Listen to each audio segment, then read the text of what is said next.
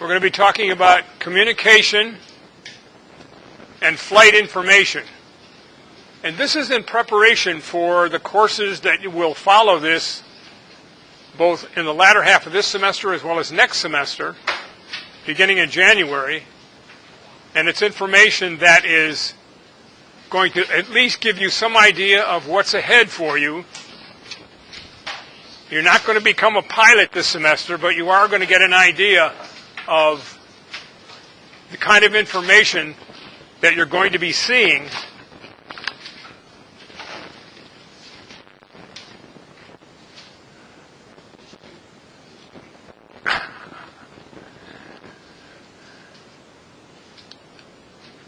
Okay, we're talking about communication first, and there are several methods of communication. One of them, of course, is voice. And if you've ever listened to any control tower or any air traffic control messages that are being put out, then you understand already that a lot of information in the world of air traffic is voice communication. Just like we talked about at Tenerife, the accident at Tenerife, that was critical. That information that went back and forth between the KLM captain and the local control tower was really critical. Unfortunately, it didn't get sent as clearly as it could have. They've made a lot of changes since then, and those changes have been specifically to make sure that the phraseology is much clearer. In fact, when we go to the tower, you're going to see and listen to the head of the air traffic control talk about the fact that they have a phraseology book and that those phrases are absolutely specific in their wording and they are not allowed to deviate from that. If they deviate and anything happens, they're going to get in trouble. So you see that as a result of, that's one of the reasons we talked about the Tenerife accident, because it did have such an impact on future communication between aircraft and air traffic control. So air traffic control is the first one. Ground and in-flight usage, radio usage. So when you're on the ground at an airport, you need to get permission to even move the aircraft an inch. Even if you want to move the aircraft to a fueling station to get fuel, and it's any more than a couple of 100 yards away, you've got to get permission to move your aircraft on the field. In-flight is obvious, right? It used to be, when I first started flying, that you could fly across country and there wasn't anybody to talk to in the middle of the country. There was no radar service. They couldn't see you. You had to tell them where you were, at what altitude, and what direction you were flying, because there were big gaps in radar coverage back in the 1960s and 1970s. Now, you can fly anywhere in the United States and you are always under radar control, and if you want to talk to air traffic control, you can, and if you don't want to talk to them and you don't want to enter specific areas of airspace, you don't have to talk to them. For example, I can fly from here all the way down to San Diego, and all I have to do is talk to one person, that is the San Diego tower, when I get ready to go into the traffic pattern. And during that period of time, I'm overflying that complex airspace at Los Angeles International. So, the frequencies for voice are between 118 and 135,995. So if you're flying along and air traffic control says, contact Oakland approach on 136.5, you know they're wrong. You can't contact Oakland approach on 136.5 because the frequencies for voice communication end at 135,995. I'm going to give you these two range of frequencies, and they're important. So because they're important, you really want to write them down. You want to take notes because I'm telling you right now, the two range of frequencies are very, very important in air traffic control. Cell phone usage. That may be kind of funny, but there have been a number of times, for example, when I've had a transponder go out in the airplane I'm flying, but I wanted to fly over to Fresno Air Terminal. So I would call the tower, tell the tower, hey, I'm sitting on the ground at Chandler. I want to fly over there because I have some maintenance work to be done, but I don't have a transponder. I should be there in 10 minutes. They'll say, okay, we'll look for you. So don't ignore the fact that you can contact air traffic control almost anywhere in the United States, maybe even the world, I don't know, but because I haven't been around the world in a small aircraft. But you can contact air traffic control almost anywhere in the United States by cell phone. Then it's an important feature because just don't give up. If you get in an airplane for some reason or another, your radio doesn't work and you need to go somewhere. Right, there are something called flight service stations. And it's almost like an automobile service station. They're literally everywhere, but they are key located. That is, if you want to talk to a flight service station over Fresno, you'll probably be talking to Oakland, in that case Murrieta Flight Service, which is located near Sacramento, or you'll be talking to San Diego Flight Service if you're heading down towards that area. But you can get information from them on weather, on whether there are any pilot reports of any significant difficulties en route. They are very, very helpful. All you have to do is call them and say, aircraft 2350 over Bakersfield, 10,500 feet. What's the weather like in Santa Barbara? Or are there any problems with Santa Barbara approach? Any delays, that sort of thing. So very, very good. Flight Watch is another one. Flight Watch really is more important when it comes to talking to somebody about local conditions wherever you want to go. Flight service stations are as much there for modifying flight plans or opening up flight plans or closing flight plans, and you can also do that with Flight Watch. So if I had my choice, I would say Flight Watch would be the best thing for you in terms of en route flying for information. And the frequency is really easy to remember. It's 122.0. I haven't listed it here because I'm not expecting you to memorize particular frequencies. I want you to be aware that if you pursue an aviation career, that what I'm telling you now in these lectures, you will at least be familiar with. You're not going to remember most of it as time goes on, unless you are desperately interested in aviation. And if you are interested that much in aviation, then you will remember a lot of what I'm telling you. Tower personnel, again, that's going to be talking to the tower a lot.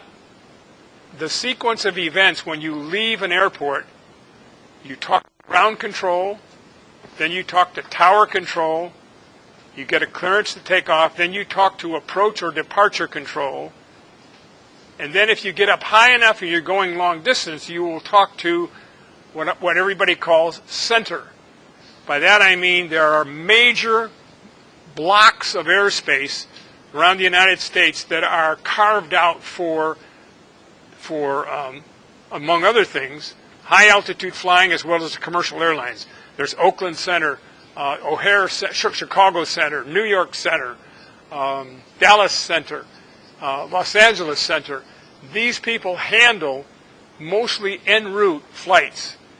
When it comes time for you to get near your destination, they'll turn you over to approach control of that particular airport. For example, you're going to fly down to San Diego and you're talking to LA Center.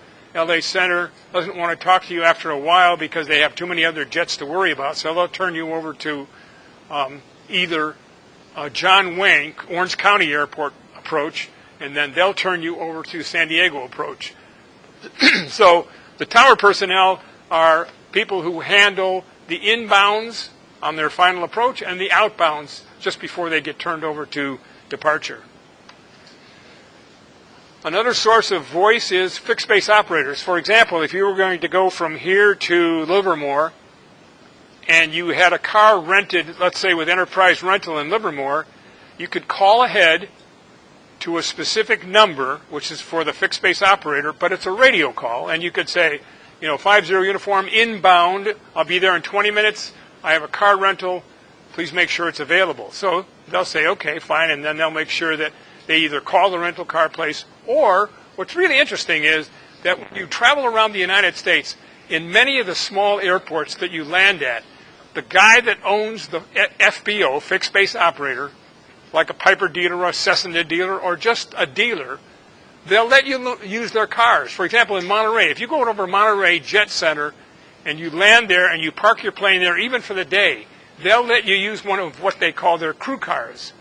And that's really, really a lot of fun to be able to go somewhere, not have to worry about renting a car just to go into town. So again, if you were going to go to Monterey, you want a car to get you into town in Monterey from Monterey Airport, you park your aircraft at the Monterey Jet Center and use one of their crew cars. I think they have about 6 or 7 crew cars that they have available for people coming in. Now, there are a whole, and we'll talk about this in a minute, but there are a whole series of electronic installations around the country. In fact, just under 1,000 of them. And we'll cover that in a few minutes, so don't worry about it. But I want to tell you is that everybody thinks of the VOR as more of a navigation aid. And it is. It's primarily a navigation aid. But what's important is that you can both call through a VOR and you can receive information, including weather information, through a VOR. So, but when you see a VOR, and I'll describe what that is in a minute because that's my next category here. Don't give up on the fact that it also has voice capability. So here we are at VOR. VOR stands for Very High Frequency, VHF, Omnidirectional Range. V is VHF, O is omnidirectional, and R is range. There it is spelled out for you. It has been for, 80 years or so, the primary means of electronic navigation in the United States and the world. In fact, if you take the numbers, there are 3,000 VORs around the world.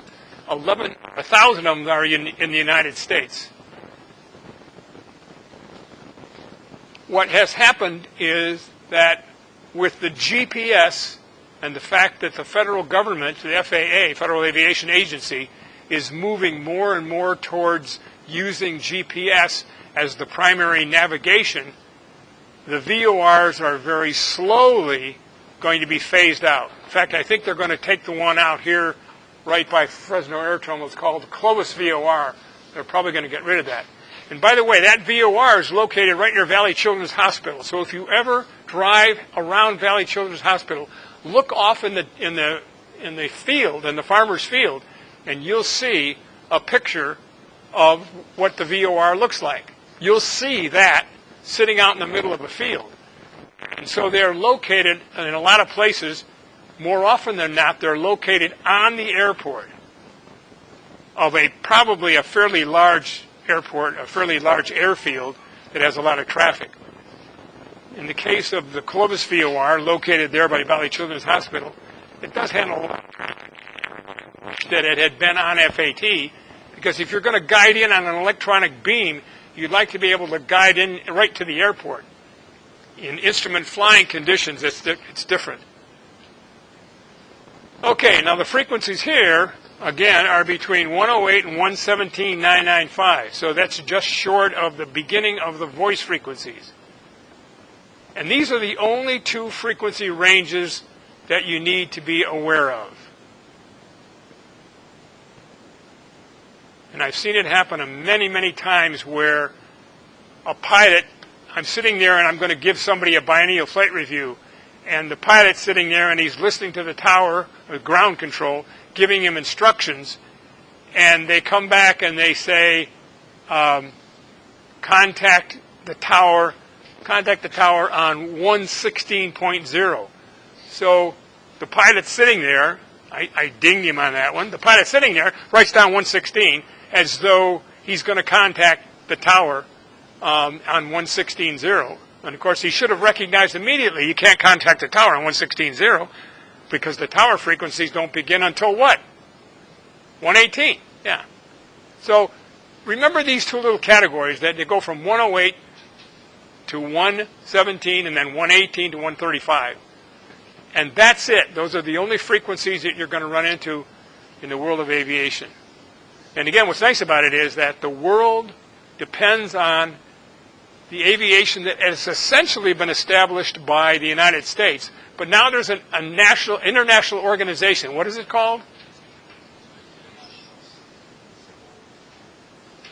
Correct, International Civil Aviation Organization.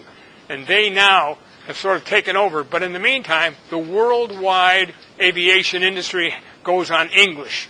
And much of it, I would say 90% of it, was developed and designed and developed and put in use by the United States. There's another thing coming up in the year 2020. You don't have to worry about it. You probably don't even have to write it down unless I sneak that in as a question, which I probably won't do.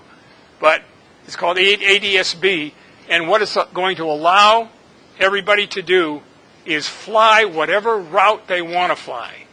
Up until now, if I wanted to go on an instrument flight down to San Diego, I would have to file a flight plan, and I would have to tell the ATC and the computer that I was going to depart Fresno Chandler, I was going to climb and maintain 6,500 feet, I was going to intercept Victor 23, then I was going to change from Victor 23 to Victor 425, and that all the way down to San Diego, Montgomery Field.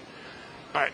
So I have to follow that path, and so do the airliners for the most part. What's going to happen in 2020 with ADS-B, it's called Aircraft Dependent Surveillance Bravo, which is an out there, is going to allow everybody to choose whatever route they want to fly. Because that ADS-B in and out are going to tell them on a screen exactly where all their traffic is. Air traffic control doesn't have to do that anymore. Air traffic control can literally sit back and you can decide whether the traffic you're looking at on your screen is going to be a conflict with you, and your computer will tell you that. And they've warned everybody for 10 years that they're going to demand that if you want to fly into any kind of controlled airspace, you've got to have an ADS-B receiver in your aircraft. So, as I said, it's the latest means of following and controlling aircraft, and you can do that yourself. They're going to follow you, but they're not going to say, hey, turn right heading 660 or turn right whatever number because you have a conflict with an opposing traffic. They're going to let you make those decisions. And it's a good rule. It's a good thing coming up. It's going to cost the people a lot of money to put it in their aircraft. Small aircraft is going to cost anywhere from $5,000 to $8,000 to put an ADS-B in their aircraft. The commercial airlines already have the ability to do this. So, pardon? One of the requirements? Yeah, it sure is. You're not going to be able to go. Now, if you wanted to stay low and stay in what we call Class G airspace or out of any controlled airspace, you can do that. You just would never be able to go into Fresno Air Terminal. You wouldn't be able to go into San Francisco, Oakland. You wouldn't be able to go to any of those big airports, for example, to pick up or drop off your family or your friends if you didn't have ADS-B. So you can continue to fly. It's just that you are going to be much more limited than you have been in the past. Okay, flight information. So this is, we're past the communication now, and we're going to use the communication to gather flight information.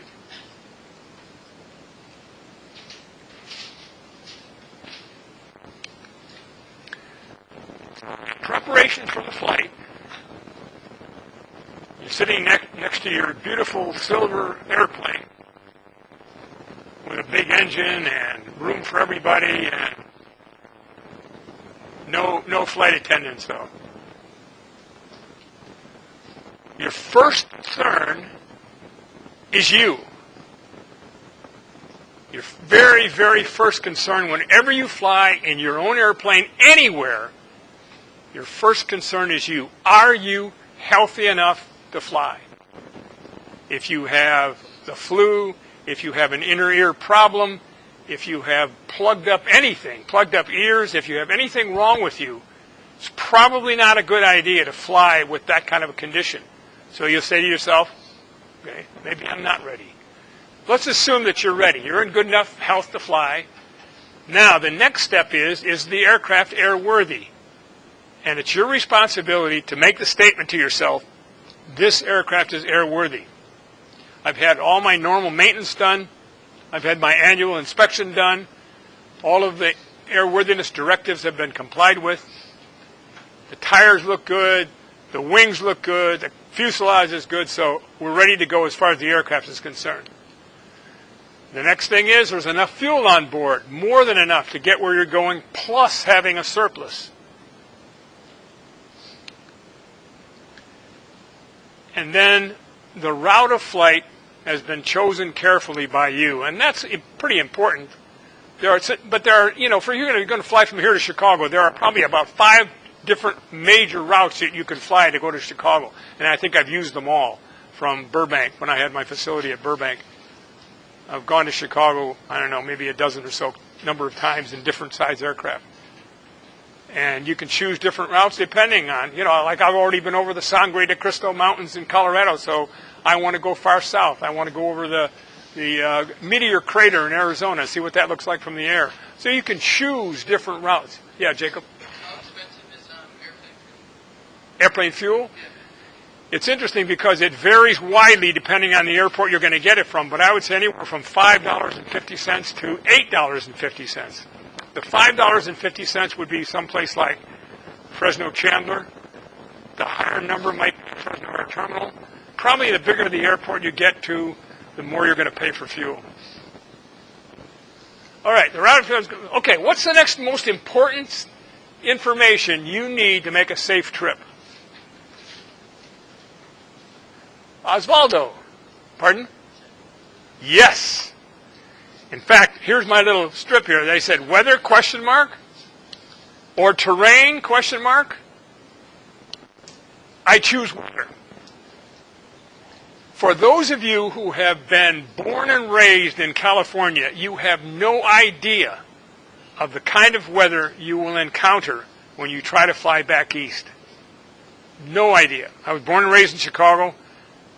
I did an instrument flight check to get my instrument rating on a day when we got so much icing on the airplane we had to land and put it in a hangar for 3 hours so the ice would melt off the wings and the tail.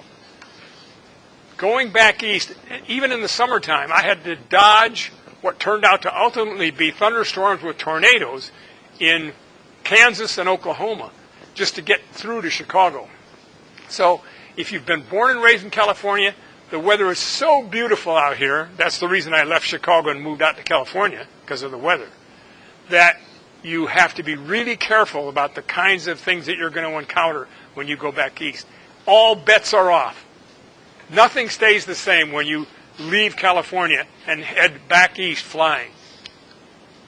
Okay, so flight information. Let's start at the beginning. There are whole kinds of sources of flight information available to you as a pilot. They are literally everywhere. You could just turn on a computer, get on the internet, and you probably would have 1,000 different sources. There are some major sources, yes, but there are more than that. There are handbooks of airplane handbook, knowledge handbook, navigation handbook, glider flying handbook, helicopter flying handbook, light sport flying handbook, balloon flying handbooks. They are all available, and you can download them. And they're really, really nice. They're full color. You can either buy them or you can download them and have available on your own computer. Aeronautical maps. So let's just take a moment. We'll talk about aeronautical maps.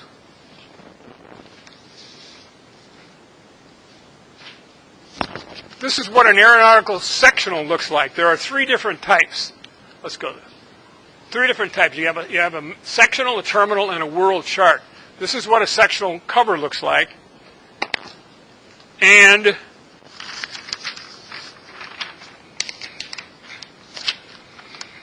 this is what the inside of it looks like.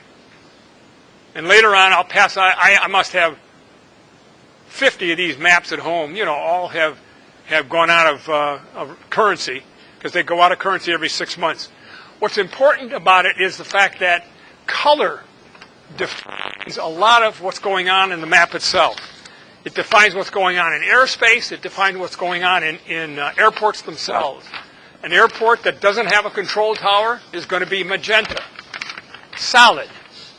An airport that doesn't have a tower and is a dirt strip, it'll have a circle, a magenta circle with the inside open.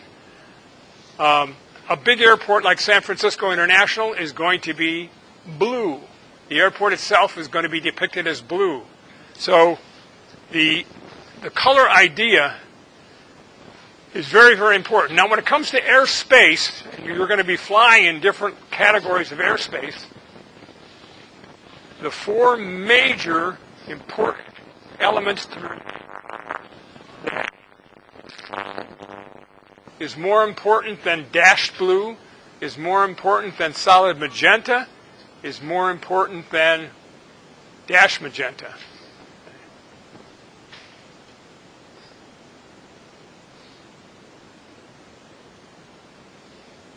So you can look at an airport and you can immediately determine the importance of that airport, what kind of airspace it is. For example, the airspace around San Francisco International, they're solid blue lines. That's the highest priority you can get. Oakland, which is not as high as San Francisco, has solid magenta. That's because it's Class Charlie airspace. San Francisco is what is called Class Bravo airspace. So there's the cover that I just showed you, and here's kind of a close-up. And what you'll see is that you see that this is Fresno Air Terminal right here, and you see the solid circle around Fresno Air Terminal. I think my thing is giving